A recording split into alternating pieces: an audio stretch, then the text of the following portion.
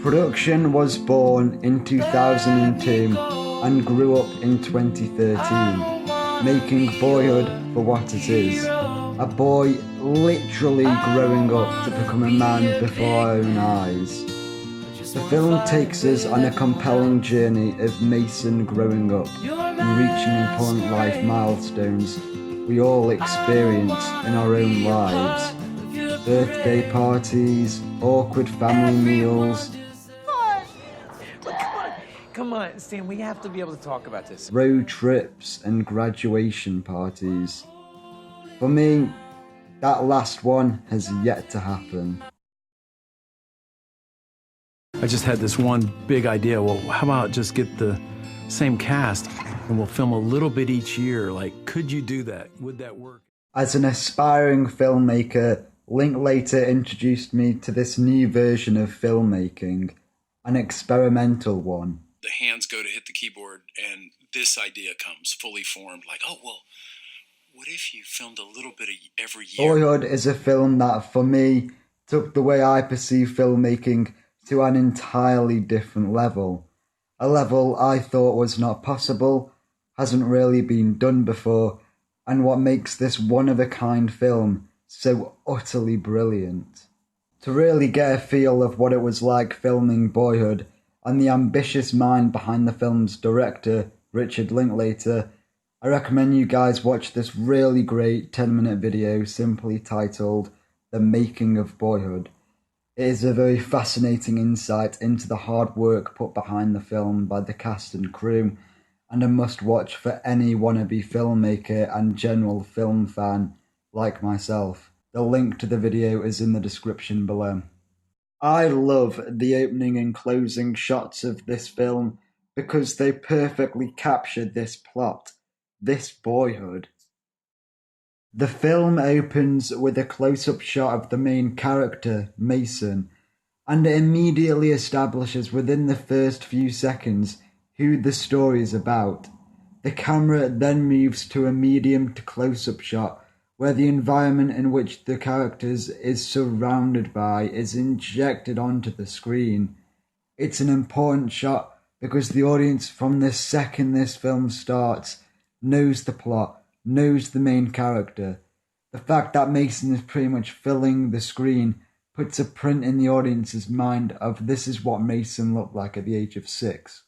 So when the time comes and we see him at 18, we know what he looked like at the beginning of the film. It almost acts like a snapshot. When the shot moves to a medium to close-up shot, we see Mason is lying on some grass, and this perfectly reflects the whole plot and concept of this movie. Growth, ambition, and life. Look at Mason's eyes and hear the music that's playing in the background. They go hand in hand. When the lyric plays, it matches Mason's overall emotion because he's looking up at the stars, seemingly in thought. He's dreaming about his future, and there's this aura of ambition in his eyes. In this shot, Mason is starting his boyhood. Unlike the opening shot of this film, the closing shot shows us that Mason is with an additional character, Nicole, which clearly shows what Mason has gained during his journey growing up from boy to man.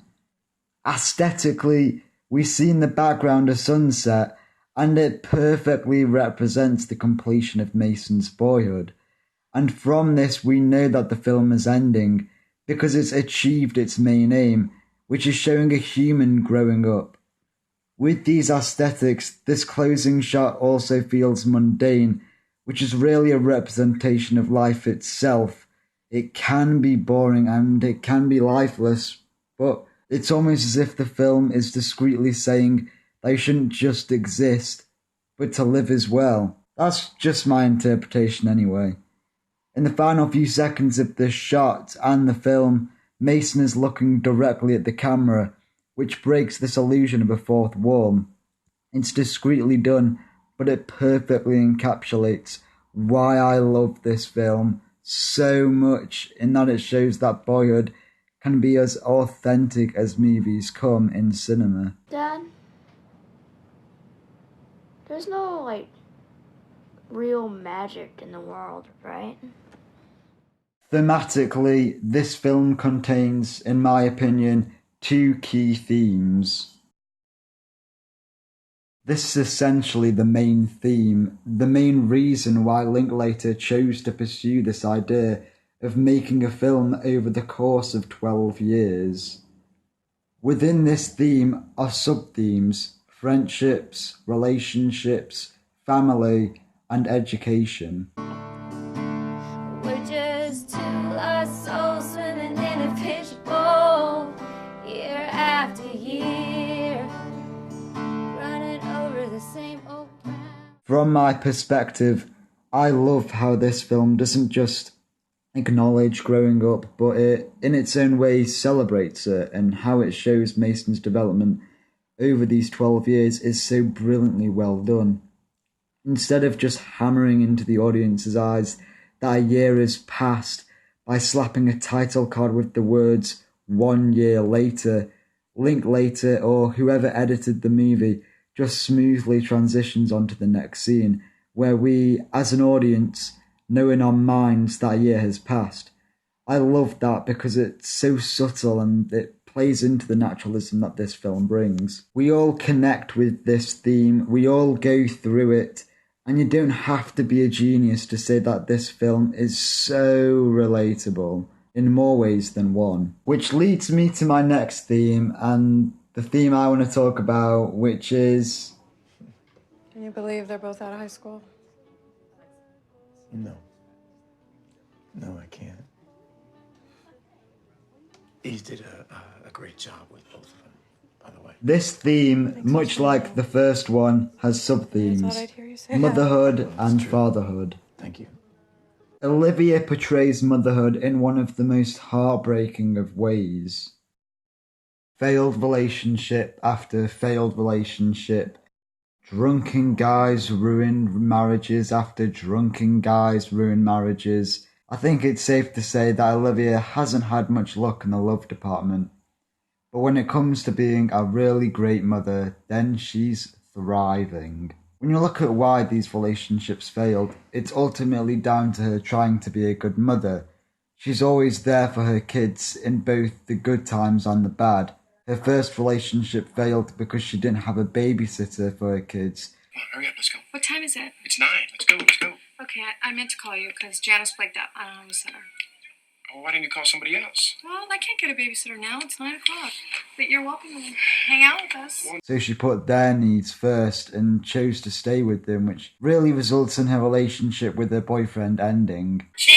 You're responsible. I know what I said. You know what? Immediately use your kids. In the second relationship, her and Bill, who was a teacher, which really breaks the student-teacher relationship thing, marry. But we see Bill's gradual progression into alcoholism that causes him to be abusive and aggressive, which in turn is how their marriage ends. Where the hell have you been? I'm leaving you, Bill. We're moving out. But it's how Olivia shows this theme of motherhood that reflects how caring she is towards her kids and how protective she is of them. Samantha!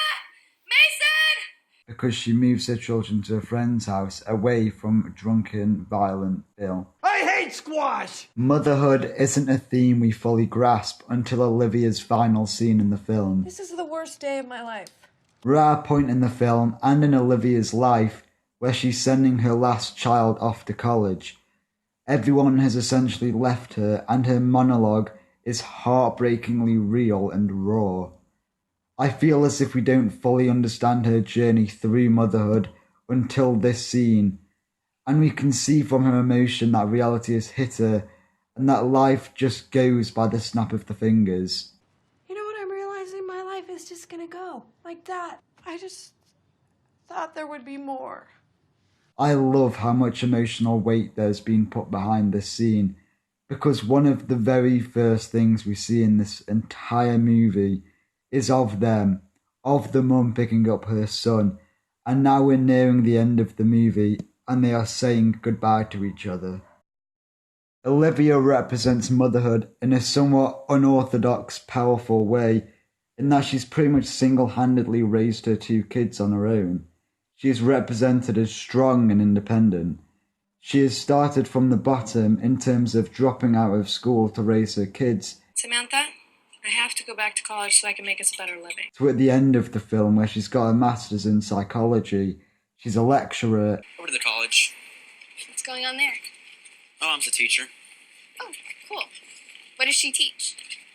Psychology. And she sent her 2 kids off to college. Motherhood is a powerful theme in this film. Fatherhood is represented in a really compelling way, and it's a theme that acts as the raw foundations of what makes Boyhood, Boyhood. Let's hear it for the father! Ethan Hawke, who I think is incredible in this film, plays Mason Sr., and he plays him so well because he carries this cool, macho persona when playing the dad to both Mason and Samantha. Hawke showcases a substantial growth when portraying the theme of fatherhood, much like Patricia Arquette portrays the theme of motherhood. Every scene we see of the dad adds another layer to his character.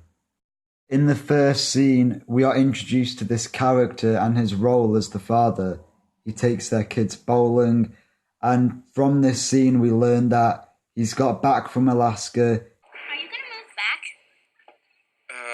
I'm planning on it. He worked on a boat. What'd you do in Alaska? I worked on a boat. And he's a songwriter. Try to write some music. The second scene, we are reintroduced to the father as well as an expanded character portfolio of him. He's quit smoking. Oh, because I knew what a hard time you had quitting smoking, Dad. He's passed his second exam. Alright, well, you can tell Mom that I just happened to have passed my second actuarial exam. Right? He has a friend called Jimmy. Oh, come on, Jimmy, man. You knew the kids are coming this weekend. Additionally, when we see him the third time in the movie, we see more and more layers. He's a political activist. Love it. Young Obama supporters out on the trail. This is great. Are you doing this through your school? Our dad's a big supporter. He has a friend called Tammy, possible girlfriend. Oh, hey, Tammy, how you doing? Wow, yeah, good to see you. He works for an insurance company. But, you never know. I mean, I might have to move, right? I'm working for this insurance company now. His music career has derailed. What's this wrong with it? I thought you were a musician. I am, but life is expensive, He loves camping, and he's a Star Wars fan. You think they ever will make another Star Wars? It's only until the fourth scene we understand how this theme develops. 10 years have passed, and we now see the father has sold his old car. Hey, huh? What's that? That's our new car. So this is like Annie's car, and you drive the GTO? I guess you can only put a baby seat in that thing. Yeah, no. But I had to sell that anyway. Remarried, and had another child. Cooper, hey, how's it going? Hello, little brother. I love how this theme, as well as the theme of motherhood, play out, because this film, if you think about it, has never been about one person's journey of growing up. It's been about all of these other characters growing up, and these themes intertwine with one another, because growing up can take different forms. Growing up as a child, growing up as a father, and growing up as a mother. This film can impact almost anyone on many different levels.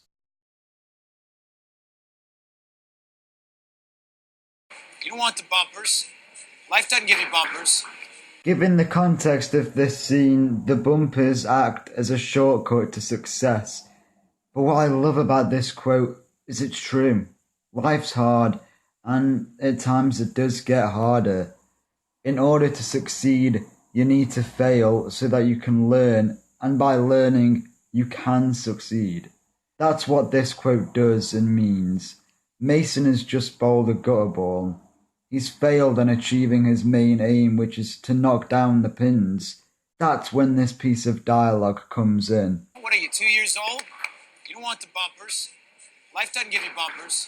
You have to learn. You have to essentially work hard to get the best grades or to make the best film you can make. no matter how many days and hours it takes to shoot that scene or that film in general. To translate this quote, life doesn't give you the shortcuts to success. You don't just want the bumpers, you don't need them. That's what this line of dialogue means to me, and that's why I love this quote. Last time we were bowling, we had bumpers and it was a lot more fun. You don't want the bumpers, all right? You bowl a strike with the bumpers and it doesn't mean anything.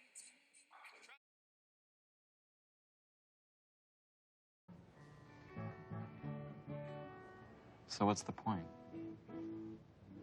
Or what?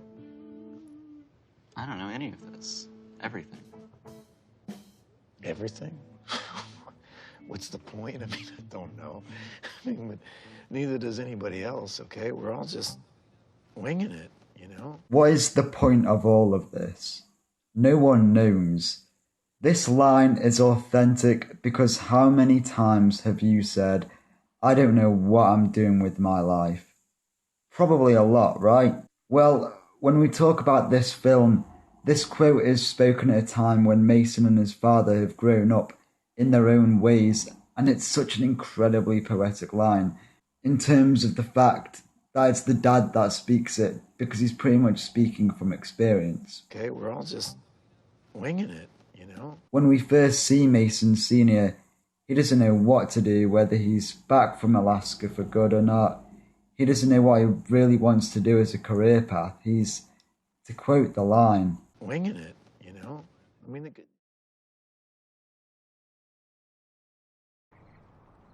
You know how everyone's always saying, seize the moment? I don't know, I'm kind of thinking it's the other way around. You know, like, the moment seizes us. You could interpret this quote in one of two ways.